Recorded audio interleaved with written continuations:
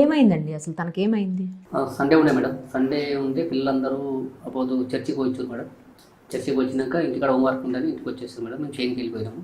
వెళ్ళిపోయినాక రోజు సండే ఉండే పిల్లలతో ఆడుకుంటూ వేరే మా పక్క ఇంటి పైన ఆడుకునబట్టారు. ఆడుకుంటూ ఉండగా చేతిలో ఒక ఇనుప కర్ర ఉండే మేడం. బ్యానర్ కర్ర. ఆ కర్ర ఇట్లా పైకి లేపినట్టు మేడం. పైకి లేపేటలకు కరెంట్ శాఖలకి కింద మీద వైర్ ఉండే మేడం. అది తగిలి మేడం. తలిగి ఆల్రెడీ కింద బిల్డింగ్ పొక్కబడిపోయింది.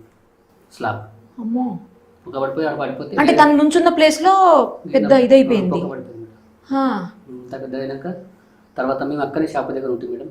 షాప్ దగ్గర ఉంటే వేరే వాళ్ళు ఎత్తుకొచ్చారు. ఒక గంట సేపు చూసి 15 నిమిషాలు చూసినాడు. చనిపోయినా విడిచిపెట్టేసారు ఆల్రెడీ. విడిచిపెట్టినాక వెరుడు పోయి ఇట్లా బాగా ఎదురు రాస్తే ఇట్లా కన్ను ఇట్లా అన్నాడు ఒకసారి. రెండేళ్ళకి ఎత్తుకొని వచ్చారు సార్. ఎత్తుకొని వచ్చే వరకు అక్కడ చిన్న హాస్పిటల్ లెవెల్ చూసుకోలేరు. అక్కడ నుంచి మాకు తెలిసిన బండి తీసుకొని మేము బాలాజీ హాస్పిటల్ వెళ్ళి సంగడి తీసుకున్నాం మేడం.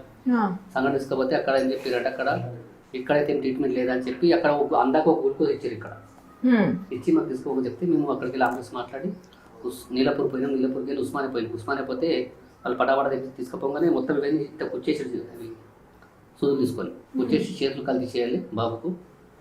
చేతులు కలిసి అంటే గ్యారెంటీ ఏం లేదని చెప్పారు. చెప్పినాక మేము నైట్ ఆడిపోయేటప్పుడు 11, 12 అయింది. పొద్దున 2 రోజులు అక్కడ ఉన్నాం మేడం. 2 రోజులు అయినాక ఆ 2 రోజులు అంతకంటే ఒక చెయ్యి అని ఉన్నాను సార్ అంటే ఏమున్నా 2 చేతులు తీసినా 2 కాలు తీసినా బతకాడు బాబు. అయితే బాబుకు మైండ్ బ్లాక్ అయింది, కిడ్నీ ప్రాబ్లం అని చెప్పారు.